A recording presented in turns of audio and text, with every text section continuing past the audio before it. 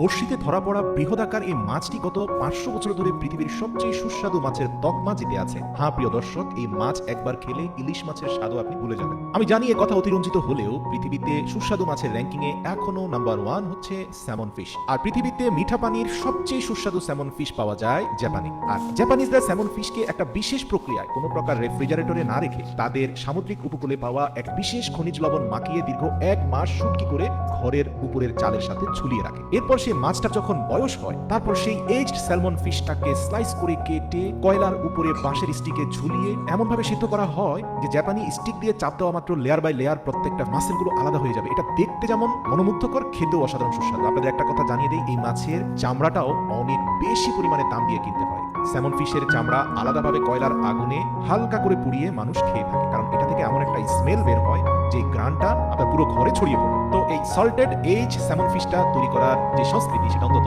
1000 বছর পুরানো, এবং এটা পৃথিবীতে শুধুমাত্র আপনি জাপানেই পাবেন। এই যে জাপানের মুরাকামি সিটি, যেখান থেকে এই ভিডিওটা আপনাদের দেখানো হচ্ছে, পৃথিবীতে শুধুমাত্র এই শহরেই এই মাছের বিশেষ শুটকিটা তৈরি হবে, অন্য কোথাও হবে না। মুরাকামিতে ফেব্রুয়ারি এবং মার্চ মাসে একটা বিশেষ আবহাওয়া অতি প্রাকৃতিকভাবে তৈরি হয়, আর ওই সময় খনিজ লবণ মাখিয়ে এই স্যালমন ফিশগুলোকে বৈজ্ঞানিকভাবে প্রস্তুত করা একটা ঘরে উপরের সিলিং এর সাথে ঝুলিয়ে দেওয়া হয়, এবং টানা 2 মাস মুরাকামি সিটিতে প্রবাহিত ওই বিশেষ বাতাস লেগে এই মাছটা অত্যন্ত সুস্বাদু হয়ে যায়। পৃথিবীর অন্য কোনো দেশে আপনি একই প্রক্রিয়া অনুসরণ করে এত সুস্বাদু স্যালমন ফিশ কখনোই প্রস্তুত করতে পারবেন না যেটা জাপানের মুরাকামিতে হবে। আর এজন্যই তারা স্যালমন ফিশ কাটার পূর্বে সৃষ্টিকর্তার প্রার্থনা করে, এবং এটা কাটার সময় এর ভেতরে যে লিভার থেকে শুরু করে অন্যান্য অঙ্গ প্রত্যঙ্গ আছে সেগুলোকেও সংরক্ষণ করা হয়। এগুলো অত্যন্ত মূল্যবান, স্থানীয় মার্কেটে এগুলো উচ্চ মূল্যে বিক্রি করা হয়, কারণ এগুলোতে অনেক ঔষধি গুণাগুণ রয়েছে। তো পর্যাপ্ত পরিমাণ খনিজ লবণ মাখিয়ে তারপর সেটাকে ঝুলিয়ে দেওয়ার অন্তত 2 মাস পার হওয়ার পরে আপনারা দেখতে পাবেন যে মাছটা এমন একটা শেপে চলে আসে যে এটাকে 100% শুটকিও বলা যাবে না, আবার তরতাজা মাছও বলা যাবে না, কিন্তু এটার স্কিনটা অত্যন্ত সফট এবং গ্লোসি হয়ে যায়। তো ধারালো চাকু দিয়ে স্পর্শ করা মাত্রই দেখবেন যে